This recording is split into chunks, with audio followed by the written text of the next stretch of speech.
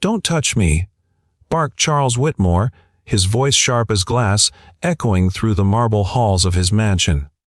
He sat stiffly on the edge of a velvet armchair, his cane resting against his leg, his eyes cold, almost daring anyone to come closer. At 62, Charles was one of the wealthiest men in the country, his name attached to skyscrapers, luxury hotels, and billion-dollar ventures. But behind the tailored suits and endless fortune was a man eaten alive by pride, bitterness, and loneliness. The staff feared him. His children stayed away. He had money, but not warmth. The maid Rosa froze where she stood. She had been hired only a few months ago, a young woman from a humble family, juggling 2 jobs to support her little brother's education. Most workers in the mansion tiptoed around the millionaire, avoiding his sharp tongue. But Rosa wasn't like most. She had a quiet strength, the kind that came from carrying burdens too heavy for her age. That morning, Charles had collapsed briefly in his study. He refused a doctor. He refused help. And when Rosa instinctively rushed to steady him, his words shot out like bullets. "Don't touch me." But Rosa disobeyed. She gripped his arm anyway, her small hand surprisingly firm against his trembling body. He glared at her, his pride wounded, but she didn't flinch. She guided him gently back into his chair. "You can shout all you want, sir," she said softly. "But right now you need someone." For a moment, silence filled the room. Charles stared at her, stunned that a maid, just a maid, dared to speak to him like that. But beneath the anger in his eyes was something else, something fragile of fear. Over the next few weeks, Rosa continued to ignore his walls. When he barked, she answered with calm. When he pushed people away, she stayed. She began leaving little things by his side. Tea with honey for his cough, a blanket folded neatly when the nights grew cold. At first, Charles dismissed it all as pity. But soon, he noticed details she remembered: how he liked his tea, how he winced when his arthritis flared, how his loneliness seemed sharpest at night. One evening, after another heated, "Don't touch me" outburst when she tried to adjust his blanket, Rosa didn't argue. Instead, she sat across from him and quietly asked, "Why do you hate being cared for so much?" Charles's chest tightened.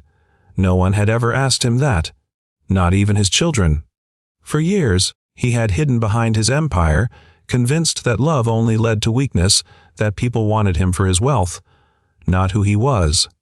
He was afraid of being vulnerable, of being hurt again. But Rosa's eyes held no judgment, only patience. And for the first time in decades, Charles whispered the truth. "My wife, she died in my arms. I couldn't save her. Since then, I can't stand anyone close. Because I couldn't protect the one person who mattered most." Rosa's eyes softened. She leaned forward, gently placing her hand over his trembling one. He didn't pull away this time. "You couldn't save her, sir. But shutting everyone out won't bring her back. You're still here. You're still alive, and maybe someone still needs you." That night marked the beginning of change. Slowly, almost imperceptibly, Charles began lowering his guard. He started asking Rosa about her family, her brother, her dreams. He found himself listening, even smiling, something he hadn't done in years. And Rosa, she treated him not like a billionaire, not like a monster, but like a man. Broken, yes, but still human. One morning, weeks later, Rosa rushed into his study, tears in her eyes. Her brother had been in an accident, and the hospital bills were more than she could ever pay. She tried to hide it, but Charles noticed. For the first time, he was the one to reach out, placing a shaky hand on her shoulder. "Don't worry," he said quietly. "This time, let me help." It startled even him, the man who once barked, "Don't touch me," now offering comfort. Within hours, he used his influence and money to make sure her brother received the best care. But what stunned Charles most wasn't her gratitude. It was her embrace. Rosa hugged him tightly, unafraid, unashamed. And instead of recoiling, Charles felt something break inside him. The walls he had built for decades crumbled under the weight of simple, human touch. He realized then that all his wealth, all his power, couldn't buy what Rosa had given him freely: compassion.